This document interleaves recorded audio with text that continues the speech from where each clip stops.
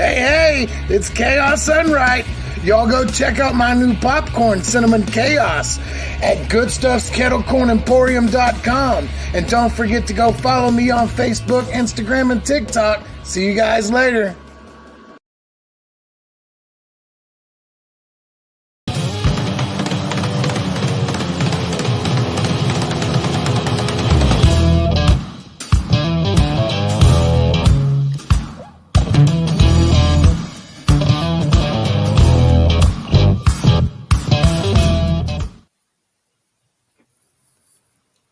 What's up, friends and family from all around? Welcome to Back from the Dead, the ND Experience and More. I am Dominic Santasero, and this is my co-host.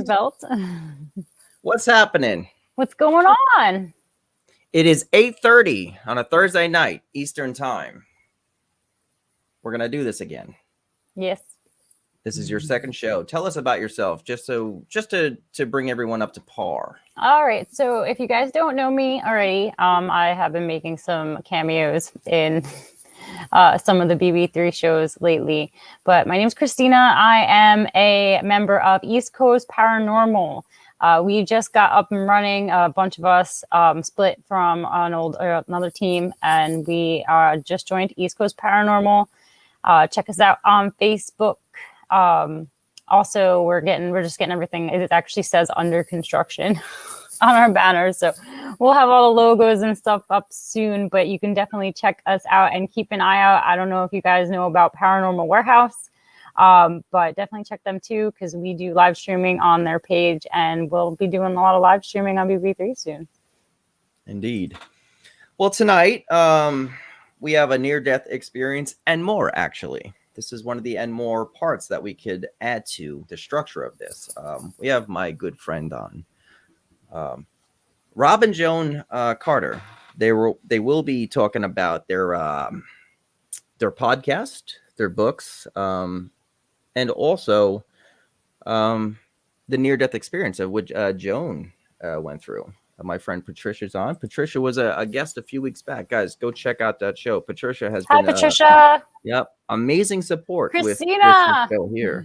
Yep. ECP in the house. Here too. Here, Jerry. Christina's there. All right. Well, what do you think? Without further ado. Yeah. Let's do this. All right. There's Amy. What's happening? She was also a guest on the show as well. All right. We're bringing in Joan and Rob. Hi, guys. Hi. Welcome to Hello, BB3 near-death experiencers. Patricia was one. Amy, Amy had her stories and stuff. Welcome to BB3, my friends. It's been a minute since seeing you guys. I've missed you all. You have some shout outs here saying, hey, Megan, that was our winner from Fort Mifflin, Megan. Nice. Well, check it out. Share us out, my friend. All right. Well, Joan. One of my favorite paranormal haunts. What, Fort Mifflin? Yep, love it. Oh my God, we go there all the time for investigations. We just hosted a public investigation. We did a contest giveaway, and Megan, who just commented, was our winner. So awesome. Fort Mifflin's awesome. It is cool. Met a lot of nice dead people there. Have you ever met the pirate? No, I have not met the pirate, but I did get to set the cannon off. Well, what's the pirate? Now I have to know. Yeah. Well, when we had been there on an all-night investigation, and then before we flew home demons the next day, we went back in for one last look around because we'd had a lot of activity the night before. And a docent was there, and she said, did anyone tell you about the pirate in the back magazine? Which, no, we'd only heard about, soldiers and different prisoners and stuff like that. Oh, in the powder mag? Yeah. So we went back and no, it wasn't in the powder mag. Was it casemate 11? Was it solitary or? No, it wasn't. It was on the other side near the river. You know where the river is? Oh, the Sallyport? It must have. I think that's what you said. It must have been the Sallyport. I'm trying to. It had bunk beds. I mean, those little bunks and stuff in it. So where they slept, where the troops slept. Do you know where I mean? I think so. You're probably like right by the river or by the marsh. By the river, right? Oh, so you're talking about by casemate. It's casemate 1, 2, 3, 4, and 5. Something like that. Yep, casemate 5 is super active. Okay, it was casemate 5. It has a fireplace in it. The big room at the end. Big room. Okay. Yep. And the night before, our daughter had been flicked by a spirit in that room. And then the docent told us, well, has anyone ever told you about the pirate that's in there? And we said, no, we've heard about soldiers and prisoners in all the different places, but never pirate. So we went back in there, and let me tell you, I don't believe in provoking. Our team doesn't provoke. No. We don't do that. No, we don't know. Yeah. Because if I want you to talk to me and you don't feel like talking to me, provoking you really isn't going to help the situation. And so we don't do that. So we were in there, and she showed us this picture that an 8-year-old kid had taken on a class trip, and you can clearly see the pirate standing there. And one part of him you can see, and the other part is totally see-through. Okay, so he looked like solid and see-through, and he was standing in front of the fireplace. So 2 of my daughters and I went in there, and then we sat down, and we had a bunch of equipment out. We had some, I don't remember what. Of course, we had recorders and all that kind of stuff. We had K2 meters and Gauss meters. So we're sitting there, and we're talking to the pirate and asking him if he would appear, if he could talk to us, if there was anything we could help him with, blah, blah, blah. 45 minutes later, nothing, right? You know how investigations go. Mm-hmm. So I said, to be funny to my daughters, oh, the big bad pirate can't even make a few lights go off. Everything in the room lit up at once. Wow. And you could feel so much anger in that room. It scared us. And we were like, meant no disrespect. I really wasn't talking to you. I was talking to my daughters, trying to make them laugh. And the 3 of us just got very quiet, and we're just kind of sitting there. And all of a sudden, one of my daughters said, so did you have a big ship? all of the lights went off. Oh, that's funny. Like totally off the charts. So you've got that EVP as well. We went over the EVP, over the recordings much later. Yeah. After you got back. Yeah. And we found one. You were walking into the fort, right? Yeah, it was in another part of the fort, and I had actually no, it was in the same place, and I'd asked, "Is there anyone here that would like to communicate with us?" And why did I have like a really corny joke for this like whole thing where it's like, did somebody ship their pants? No. What did he say? He said, "I would." And it was very distinct. I would like to. It was very clear. They would like to communicate. But it was obviously not a person talking. Mm-hmm. You know, yeah. And it's different than normal. You get a real EVP. It's normal. It was a real Class A EVP, and it was different than, sometimes you'll hear a whisper, Mm-hmm. And I think that depends on how long they've passed over and how well they can manipulate, because they no longer have a voice box, right? So sometimes it'll be very guttural what you hear, and I think people then connotate that as being, something evil, nasty or evil. Yeah, and it isn't. It's just them trying to communicate. But this was really clear. It was also underneath on the recording. It was underneath the normal background noise. Yeah, it was. It wasn't like a voice, because you could hear other people in the background too. Oh, wow. That's really funny that you talk about Casemate 5 and all the lights lighting up, because we hosted a public event with Brian Keno back in May at the fort. And the group that was with like some of my team members that was with the one group of the public that were there, I walked in later in the night, and they had like 2 REM pods. They had a mel meter and a bunch of K2s all going crazy at the same time in Casemate 5. Yeah, so great. I guess that's like a common thing there. Yeah. And is there electricity in there? There's no electricity in there, right? No. I love what Amy said here. Like, even though we're not talking about the not so anger, but it's vibration. The veil is very thin. I'm very big into the whole vibrational anymore. Well, he was angry though, Amy. I'm a clairsentient, so I can pick up on whether the spirit that I'm communicating with is feeling guilty or sad or angry or glad or happy, or if they want help or they want to be left alone. And so he was not happy that I had said that. You may have communicated with vibration. Oh, yeah. Well, let's shift the gear right now. As we're talking about the paranormal and your feelings, and the strong vibes that you get from the paranormal world, as far as spirits, you personally had a near-death experience. Yeah, over 50 years ago, about 53 years ago, actually, to be accurate. I had gone in for a vaccine. I was moving to, my husband, my 2 daughters, and myself were moving to Mexico. And back then, you had to get vaccinated before you went there for typhoid and paratyphoid. We'd all had our typhoid shots earlier. And then a couple of weeks later, we went in for the paratyphoid shots. And so, well, I'd been psychic before that. Like when I was about a little kid, I started seeing things. But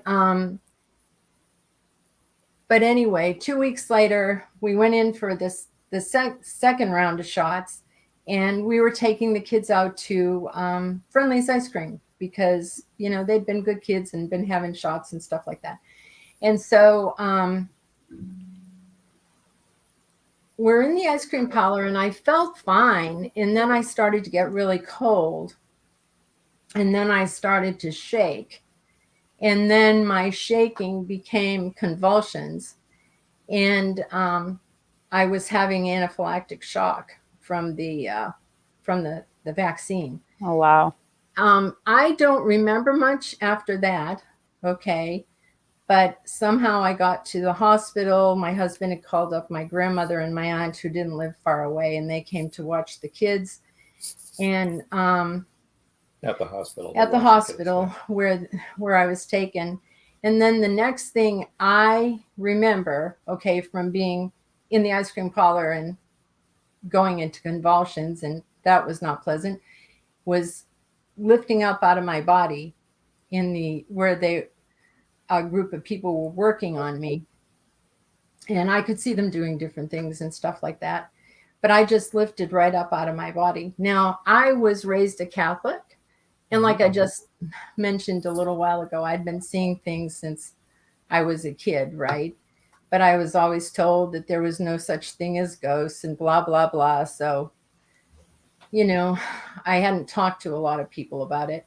And because I was always told that I wasn't seeing things. It's like one of those things where I'd like you to come into my bedroom, though, and however, tell those 3 people that are standing around my bed that there's no such thing as ghosts.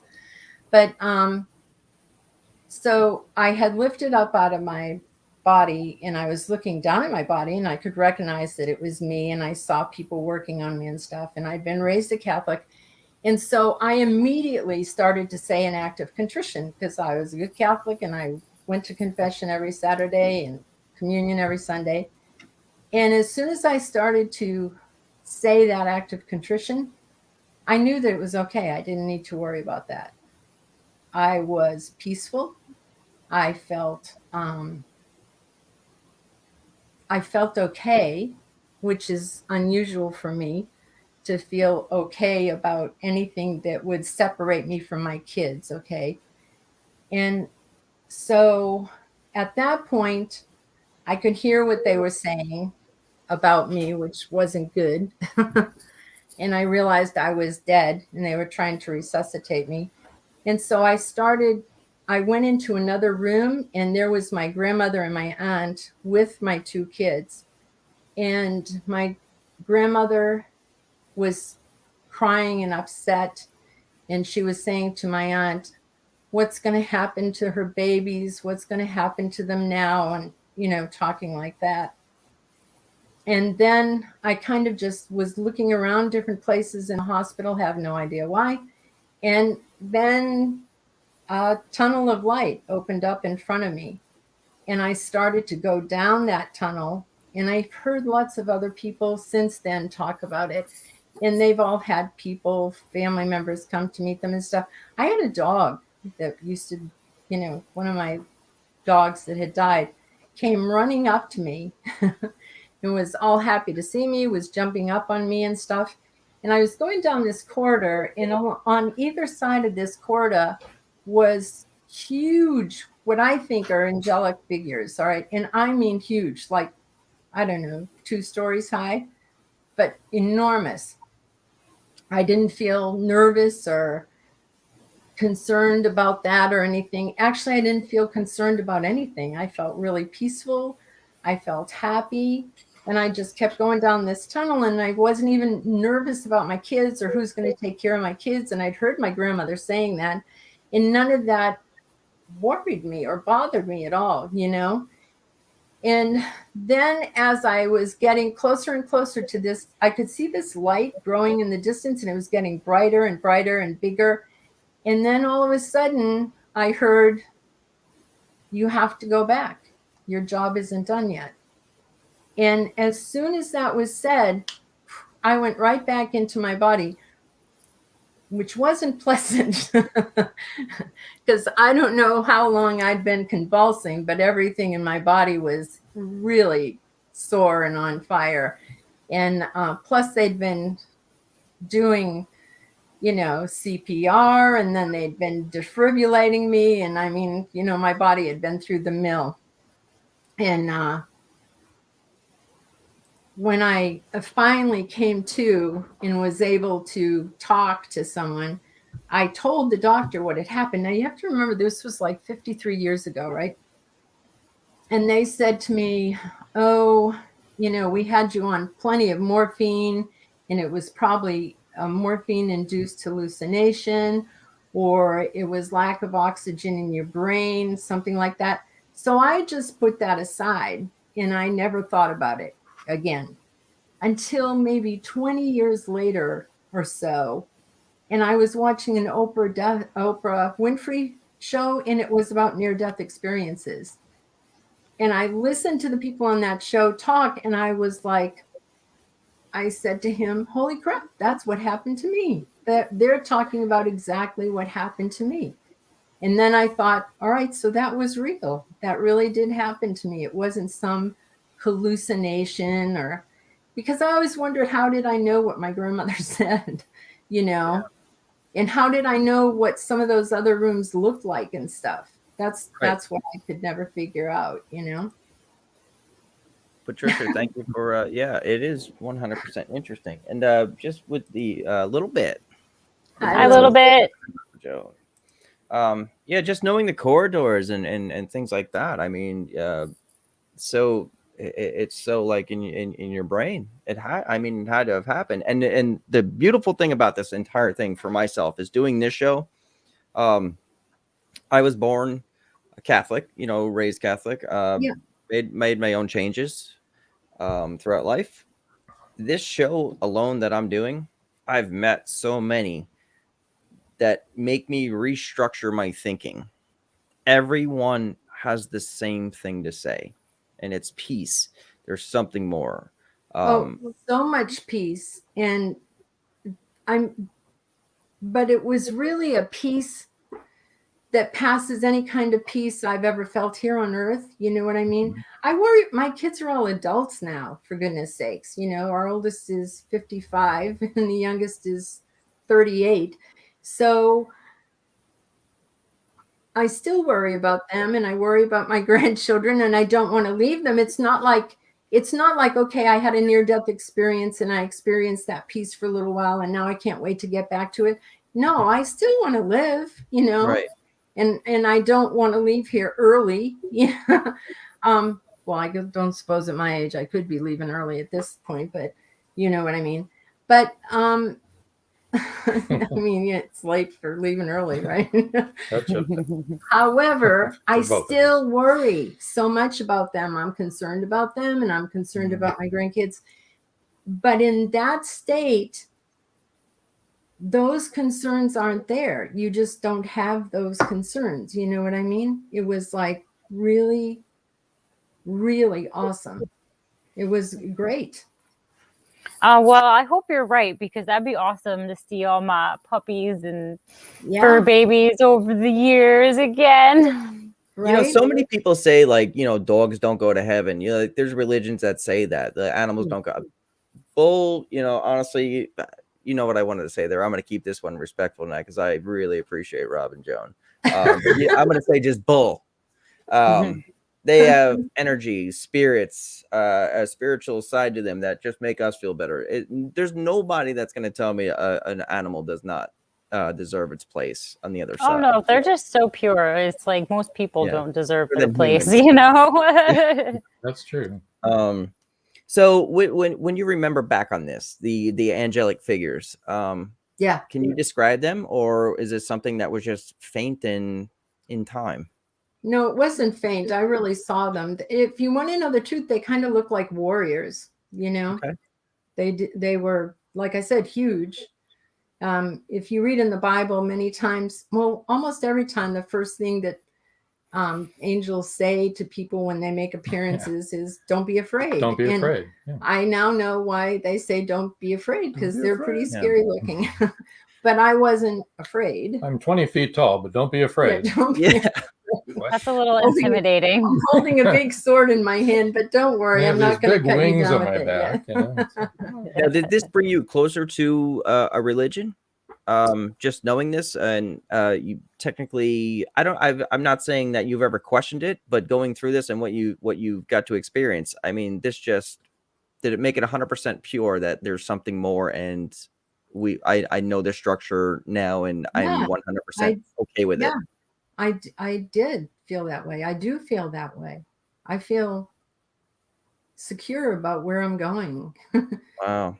And you know, it's one of those things that you would like to impart that to everybody else, that it's going to be okay. And I think it's why, one of the big reasons why we started doing paranormal investigations is because sometimes we meet entities that are stuck here for different reasons, that won't go towards the light and that won't move on from fear, I think, you know. And guilt. Yeah. Guilt, a lot of guilt. Especially in Gettysburg, you'll run into entities that have a lot of guilt about what they did when they were there. They just can't find peace. They can't find peace. Right. For whatever reason, I went straight to peace, you know. But I think that's going to be unique for every person. Yes. But I do know that it's there for every person. Mm-hmm. And yes, I'm very spiritual, and I do believe in God, and I do believe that God is love, and you can call God whatever you want to call God, you know. Doesn't bother me. And I know that everybody's going to be okay, you know, and I would love to be able to impart that, but I think it's something that everybody has to experience for themselves. That's the old free will thing, you know. Yeah. Yeah, it really is. And this is why everyone has free will, dead and alive. Yeah. Yeah. This is why I really encourage people to, not just this show or other shows, to listen to somebody who had the near-death experience. And, you know, technically everyone's saying the same thing within peace. Now, there are other ones that said they went to hell. So I'm trying to get somebody like that on, because I do want to see that other part of it too. I read about this. I've educated myself a little bit in this. Like the guy named Dr. Eby, didn't he write a book about going to hell?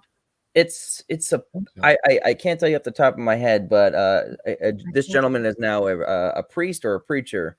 He said that he had went to hell with his near death. He was an atheist at first, and he was brought back for a reason. And so when he experienced what he's seen on the other side, this is where he knew that the God and the Jesus Christ structure was complete and real to him. And he wrote an entire book about it. I have heard him talk. Yeah. I have heard him talk before. Yeah. Yeah. That's so interesting. I would love to have someone on that. That's what I'm trying to get on. Yeah. Yeah. To change your mind like that, I mean, it's got to be mind blowing. Like to spiritually change your. I mean, you're dead. You're going to hell, and then he literally comes back. He's brought back by a higher structure and changes his entire life. That's powerful. And I've heard lots of testimonies like that also of people that it did change their life.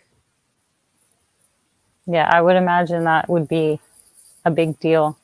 That's absolutely, I can't even wrap my mind around that kind of experience, you know. For a moment. Now, Joan, with this, we talk about, you having psychic ability and stuff like this.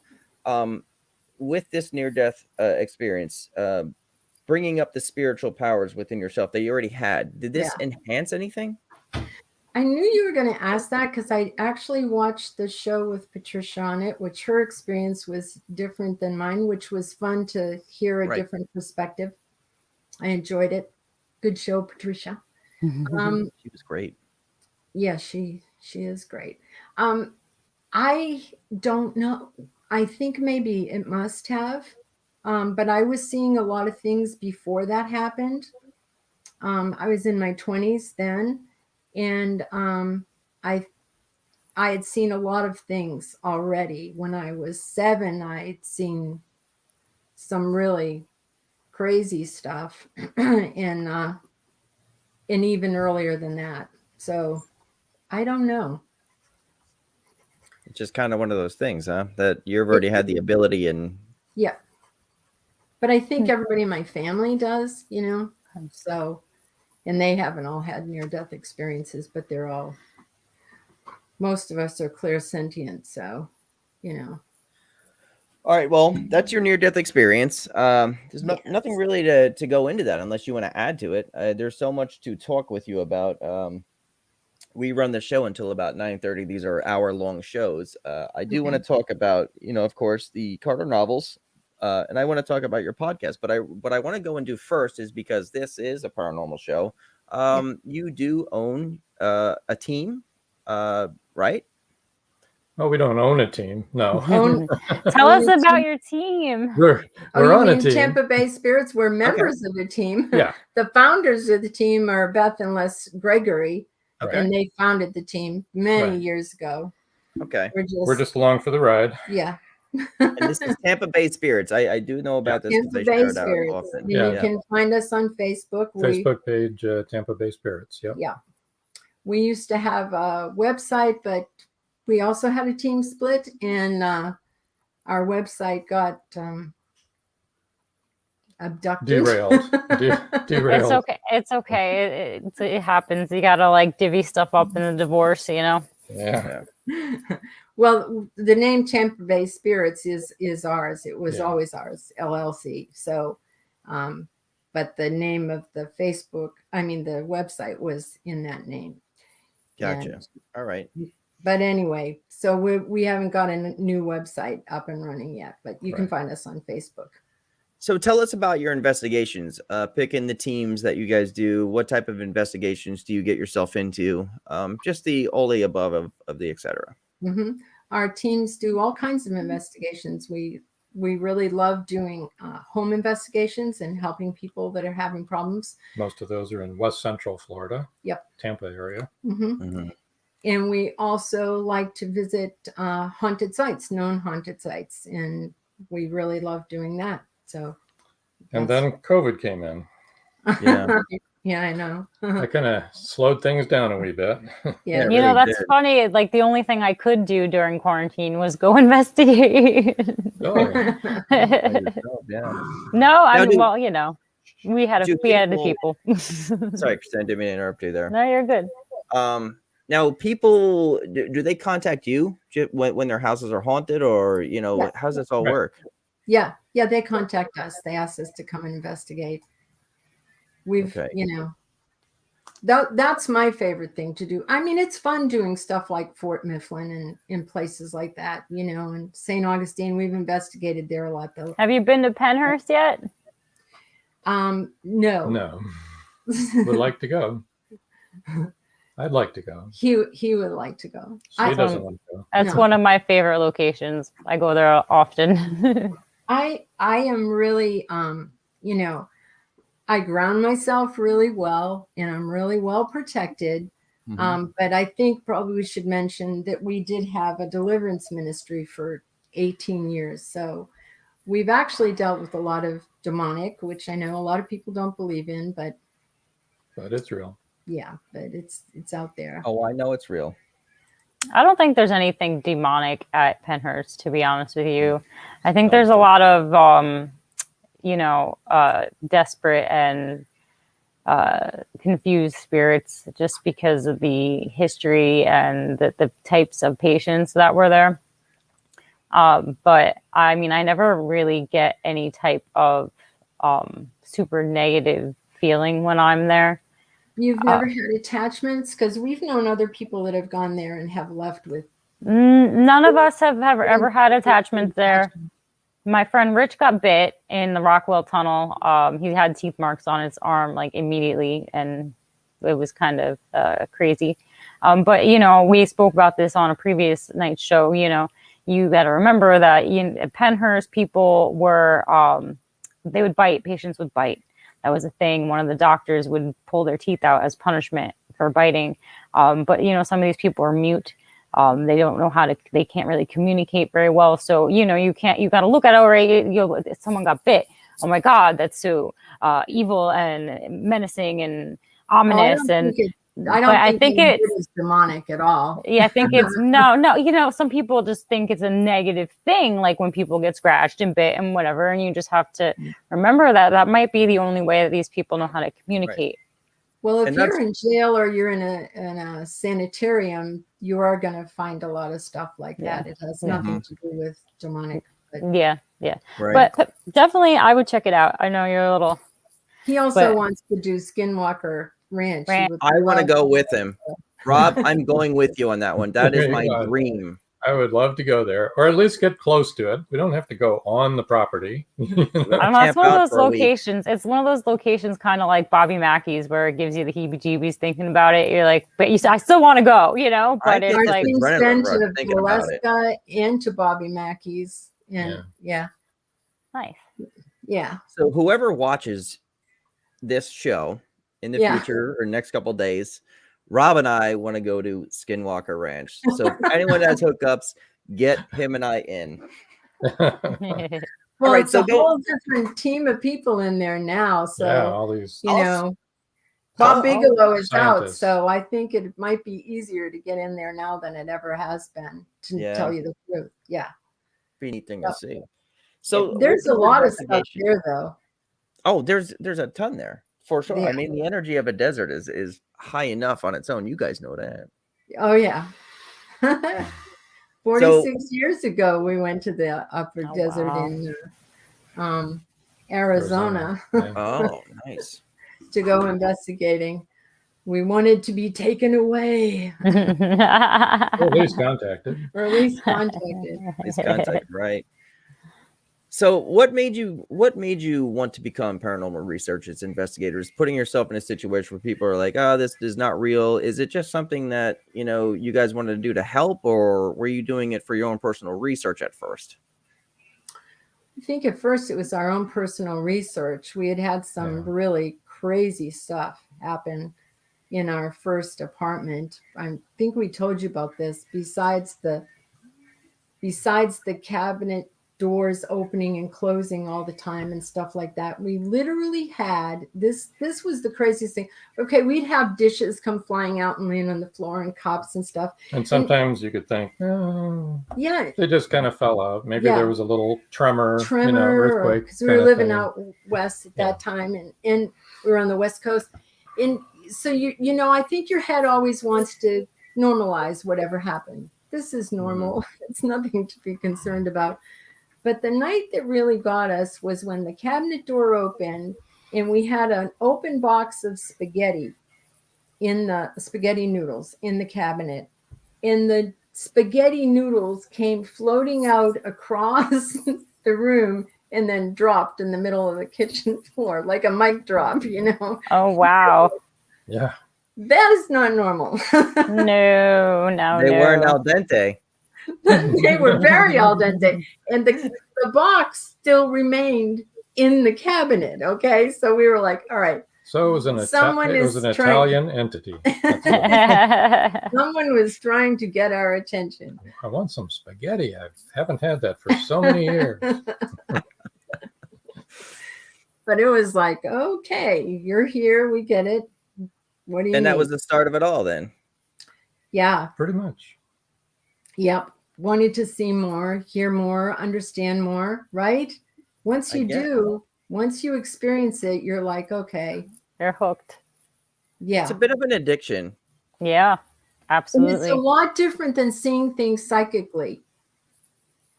Yeah. To have that kind of an experience. It's a whole different experience. Right. I mean, then you can use your whatever sensitivity that you have.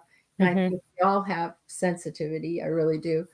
And then you can just use that, you know, to enhance whatever investigation that you're on. I mean, it must be exciting. You know, I'm not sensitive really much at all.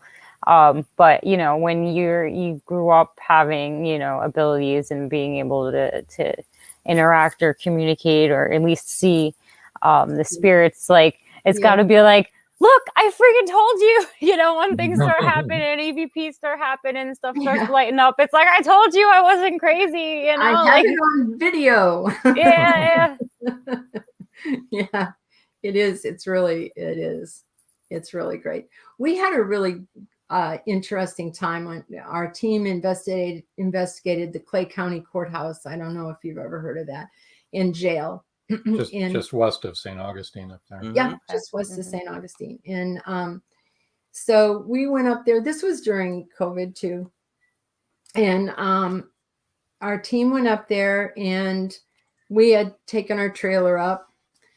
And we were at a state park, and it was the night that we were going to meet the team at the courthouse in the jail.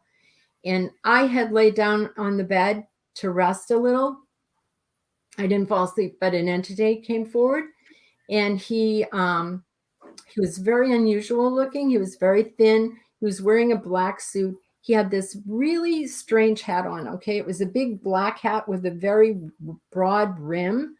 So it wasn't like a cowboy hat or any other kind of hat I'd ever seen before or since, actually. And he was wearing a white shirt, and I could see his white cuffs. And he just came forward to me. And I knew that he was going to be there that night. Okay. So we got there. And when we got there, the rest of the team eventually all came in and we all met there. And I couldn't wait to tell them. And I said, I saw somebody. And I told him what he looked like. He hadn't said anything to me, but I knew he was going to be there and he was going to be waiting. And I did finally find him there. And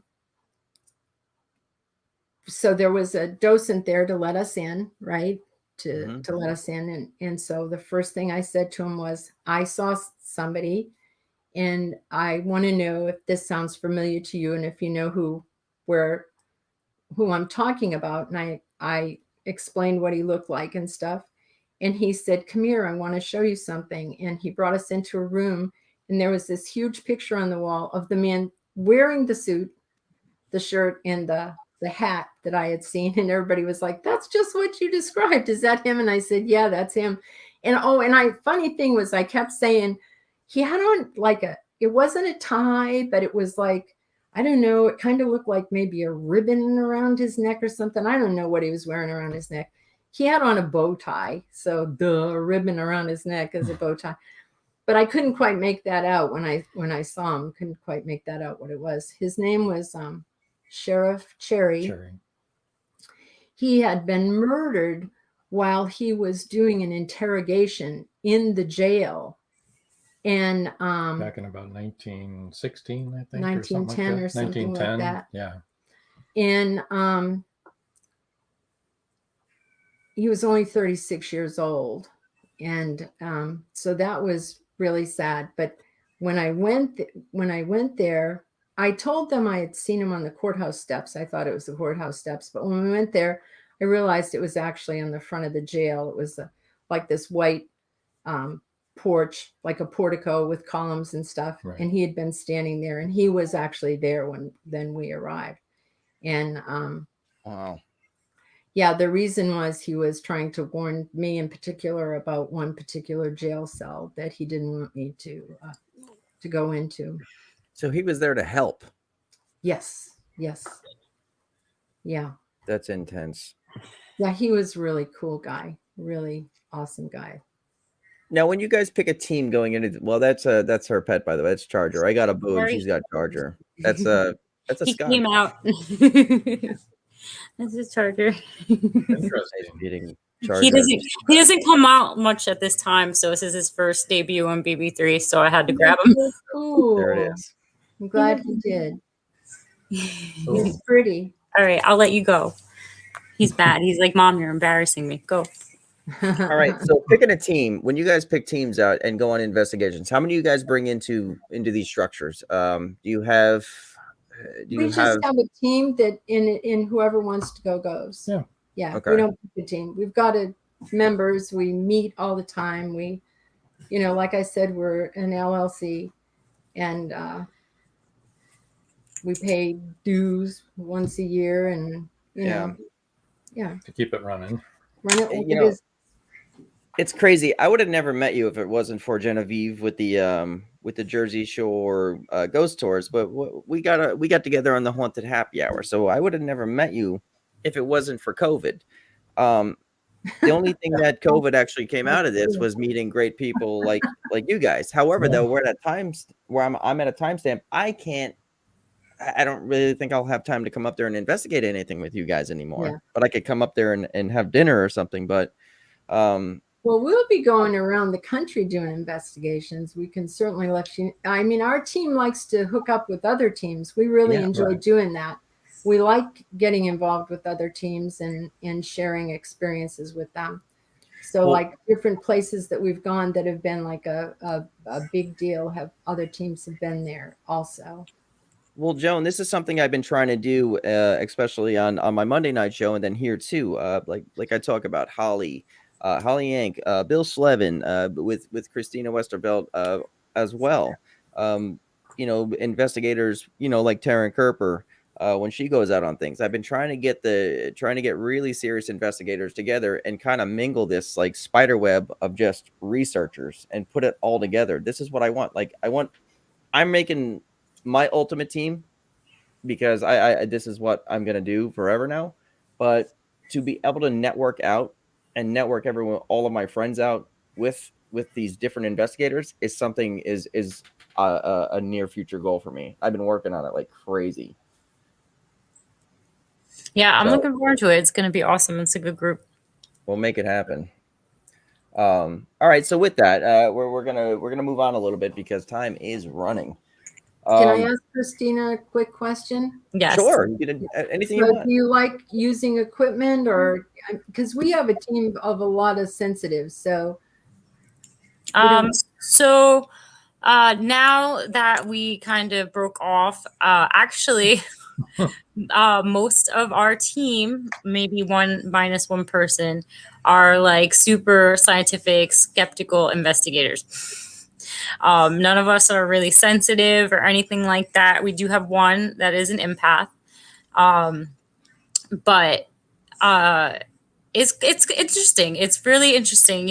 I have friends that, are psychic and this and that, and they're a great tool and they're a great input onto everything.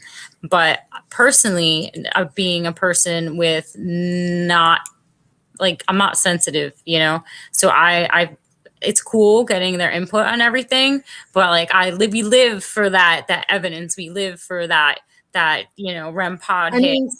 Do you like using I didn't mean that because we use equipment, but a lot of people don't like using equipment. They like going old school. I like equipment. But I just sold my Ovilus. Because it's cool, but it was kind of like a novelty, you know what I mean? A very expensive novelty. I'm learning to try to use myself more. I'm veering away from a lot of equipment like the spirit box. And I know Dom loves the spirit box, but I just don't have an ear for it. Everyone will hear stuff and I'm like, I don't know what's saying. Well, have you heard of the Estes method? Yes. Okay. So that's the way we like to use the spirit box. Okay. It's the best because that's pure. You know what I mean? Yeah. I'm with you. The Phasma with a Phasma box. We'll use the Phasma box on the laptop, and we'll do that. But I've just been like, I love my EDI. You know, it doesn't get affected by our phones and our radios and stuff like that. So that Right. you know, that's always a plus. I usually have my handheld or my body cam. And I like my REM pod. You have to just be careful. You have to be, you know what you're around, and Exactly. you just have, everything. Same All with the SLS camera. the SLS. I mean, listen, I've heard better things about the digital dowsing one that's discontinued, that he doesn't make anymore. But that the Connect sensor one, I mean, it picks up boxes that are stacked. Like, You need to know what you're looking at. Right. If it's good if you know what you're doing. But we've watched some of these TV shows and they say, "Oh, here's an entity." It isn't an entity. It's a chair. There's a chair sitting there. Yeah. And the program is geared to map out a body. So it could be a towel hanging, or it could be all these different. If you know what you're looking at, and you know that there's nothing there that the Connect can make a stick figure out of, then you're golden. But you shouldn't use it to just go, "Oh, there's an entity." I've seen so many videos and stuff saying, "Look at all these entities," and you're like, "It isn't. That's a chair. That's your sofa. That's the shower curtain." Well, Daryl, welcome to the show. He says body cam right there. Yeah. Well, Daryl, he pointed me in the direction of the body cam. He's a good friend of mine, and everyone on Paranormal Warehouse and Mustafa, and they swear on their body cams. So we have one. Yeah, it's just not so great during the summer when you don't have like something sturdy to. Oh, it don't matter. Body cam's the way to go. I use old school EVP as well. Somebody we know, Robin Joan, Ted Van Son. I brought this up every show. He brought out the book, Think Outside the Paranormal Box, right? So that's the old school ghost hunting techniques. Yeah. Right. I actually tried an investigation with that. None of it worked, but it was actually, I was enthused to know how the past worked. And I would use it again because in certain places, this stuff actually would do it. Tom's on the bottom right now. He's got the Think Outside the Paranormal Box. But absolutely, when it comes to investigation tools, I body cam, regular cams, EVP, the simple basics is what I think works. Mm-hmm. Yeah, because I was having a problem, like, especially when I first got really into all of this, that I was so headfirst in my camera and headfirst in all my equipment that I missed everything going on around me. And I really tried to make an effort to step back and use my senses, use my feelings. Because I said I'm not sensitive, but, I will get that electric charge if something's around, it doesn't happen very often. And that's how I know when it does happen that, Right. But I really, it really gets me going when I have that feeling and then my equipment back it up. Well, you know just as well, I am huge into scry mirrors. I've just built that huge one. Mirrors are something it's a go-to for me. That big one I just made in a house. I mean, you could technically check all areas of the house by sitting in front of that mirror.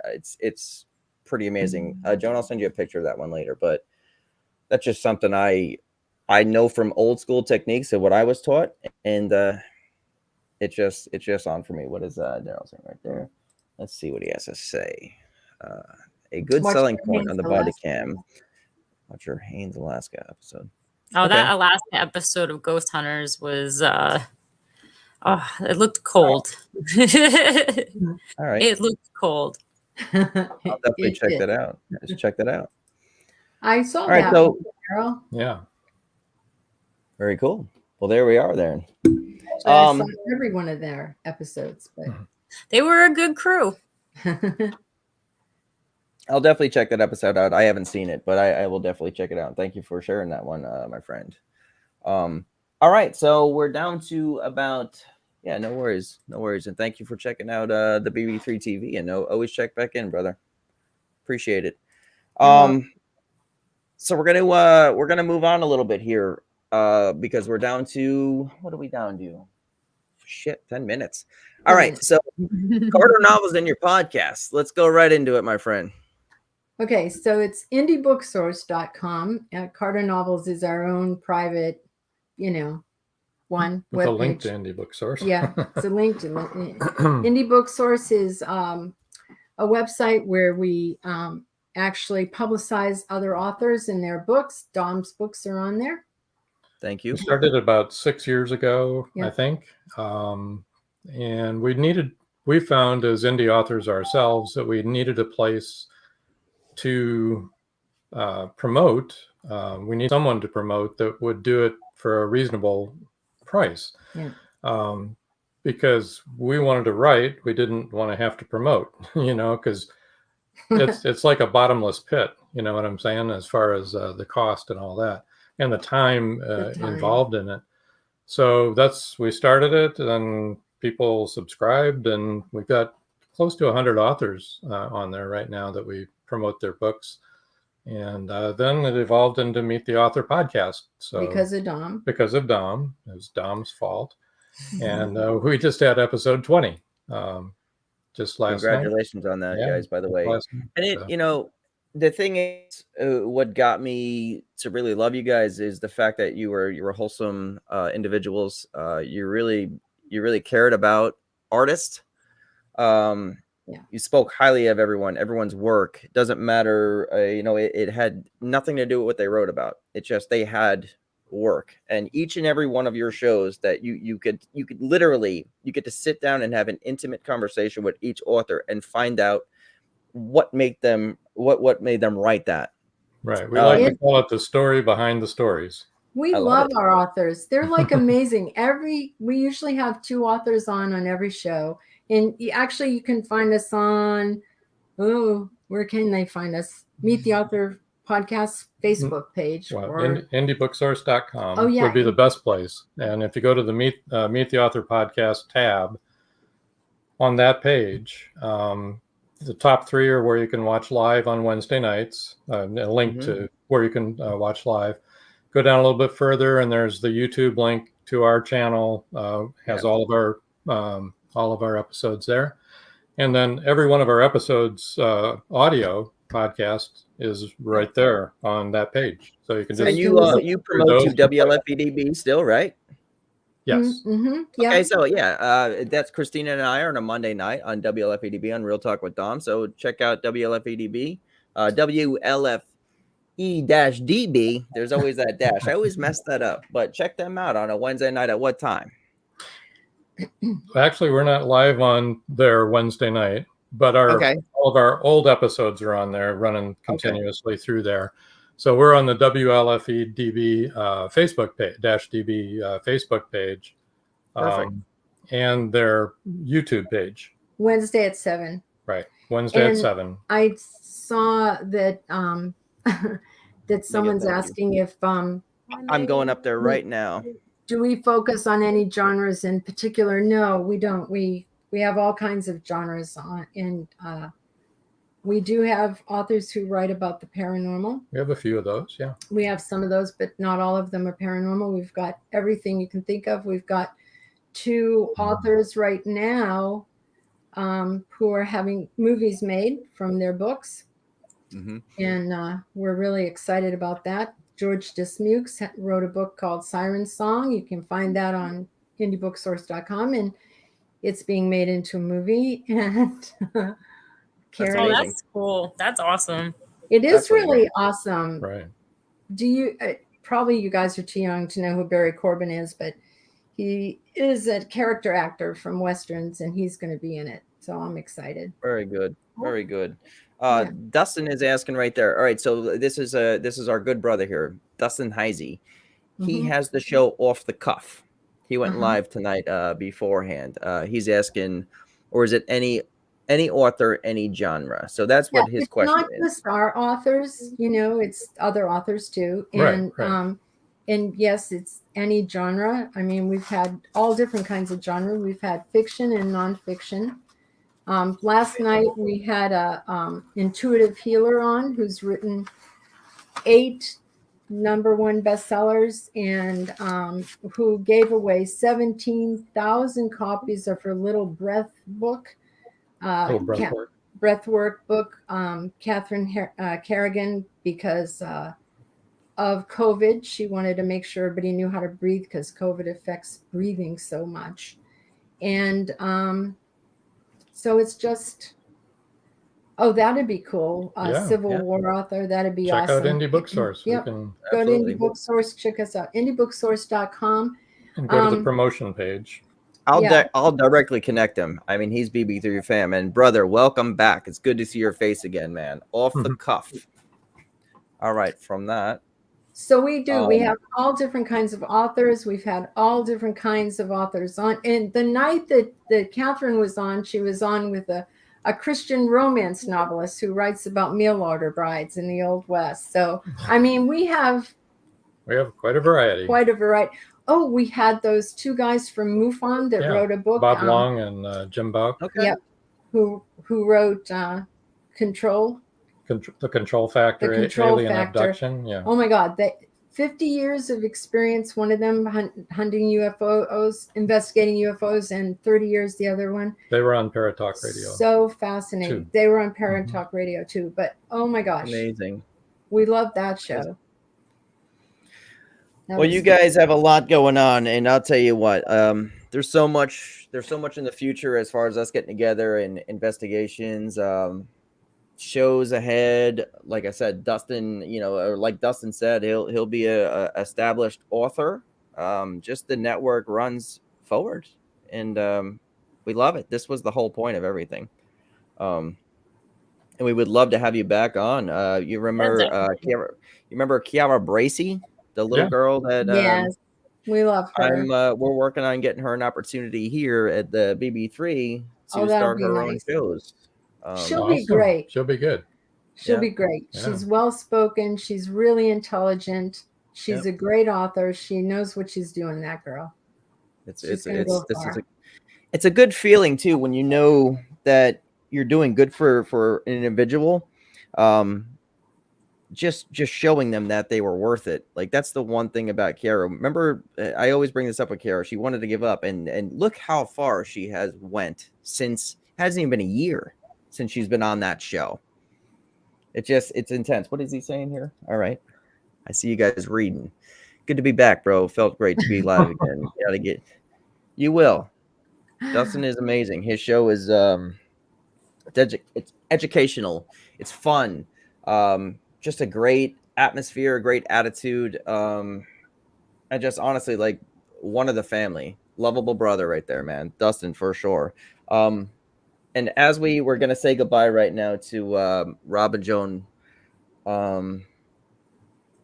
you guys have been amazing friends of mine without actually ever meeting. Just messengers and within the Haunted Happy Hour with Genevieve.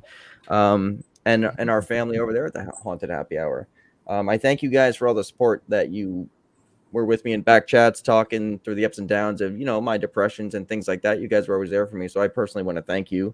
And just thank you for being friends and just being good people. Thank you. Thank you. And then it was so nice to meet you guys. It was nice to meet you too. And I just want to say, one of the reasons why we do like doing paranormal investigations is to help the living and the dead. Yeah. We want to help both sides, Yeah. Absolutely. And that's a thing. And I'm going to get you in contact with some of the people I'm working with, and we'll just make this work. And I'll see you guys in the near future if I don't see you before I head out. Okay. Well, thanks for as of right now. Yeah, thanks for having Christina, us. let's go ahead and put their links up on not right now, but in the BB3 site. So find that later where they could check out the show. People could check out the Carter novels and their shows in the future. So we'll work on that. Indie bookstores. Sorry. There you go. I'm just so used to what I normally see. CarterNovels.com will sell our books. Gotcha. Well, indie bookstores. Indie bookstores. I had to mess something up somewhere, guys. Come on. No problem. You did so good. You did so good. I know. All right. Much love to you guys. I'll talk to you guys a little later. We're going to drop you guys down. I'm going to talk about some of the other shows at the moment. Thank you guys once again. You bet. Christina, Dom. another great one. Absolutely. What I want to talk about right now, I wrote that. Okay, cool. She wrote it down. Take a look. Awesome, Patricia. Check it all out. Christina, we got this. We're going to be taking a break for a few weeks on the move. You understand what I'm saying? So I got to pack, and we're going to be leaving. So this show will probably be back.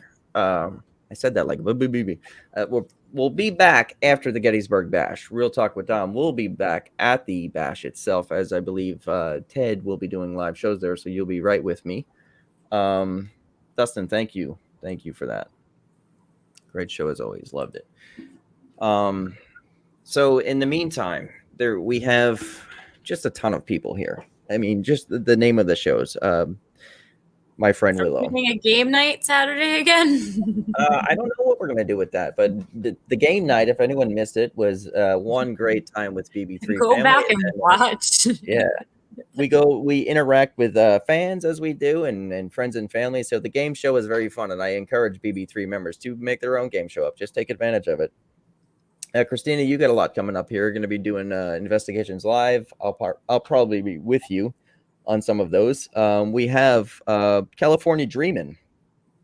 Dustin, awesome. We were just talking about you. All right, I'll see you at the Dustin, Bash. we'll see you at the Bash. California Dreamin', our good buddy Stormbringer brother. We have Witchwood Herbal Shop. Check this all out on the BB3. We have the Paranormal Brew. We have Dom and Tom's World on a Friday night, soon to change. We have the Savage Ladies of Metal at the last Friday of every month as they talk about bands. And the structure is coming together. And do not forget a Sunday night, the Sideshow. This is one of my favorite shows, as always.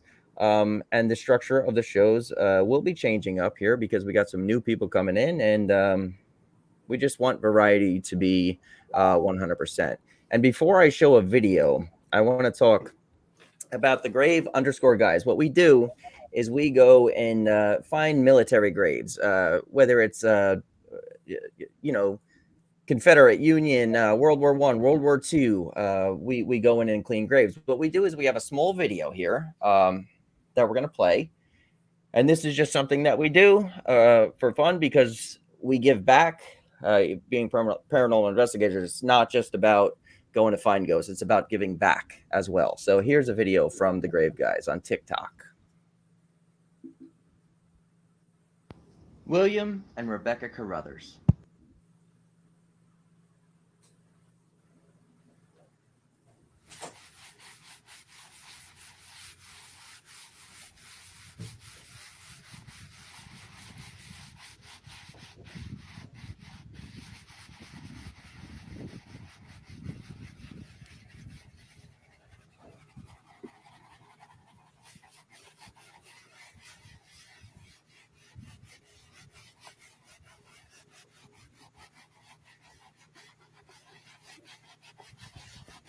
William was the son of James and Elizabeth Hull Carruthers. He was born in 1835, Burke County, Georgia.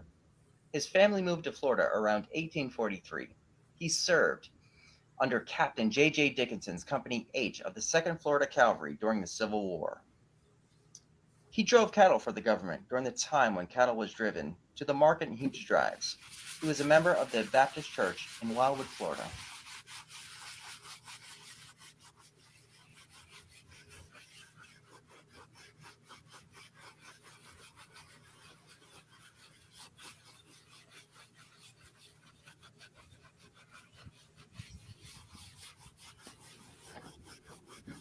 William married Rebecca Duncan, born in Lancaster County, South Carolina, and daughter of John and Jinsey Duncan. In January of 1852, the Duncans left Lancaster County, South Carolina, along with the Crenshaw and Perry families, traveled by wagon train until they arrived in Sumter County in March 1852. Rebecca died September 15th, 1904. William died April 27th, 1892. They are both buried in Oak Grove Cemetery, Wildwood, Florida.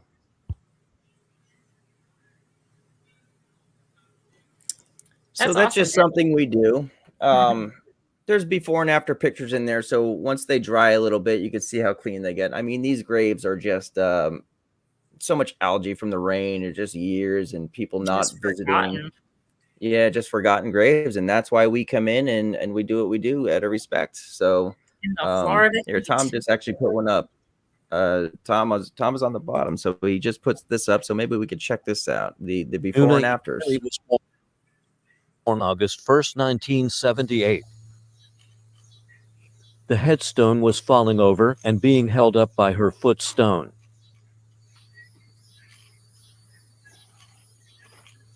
So we did a little digging, pulled it back in place, and secured it with the dirt like it should be.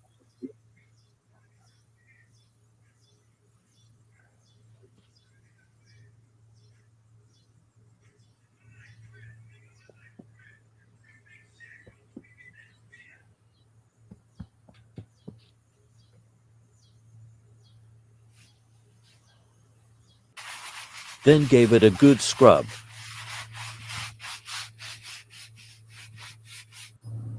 And rinsed it down.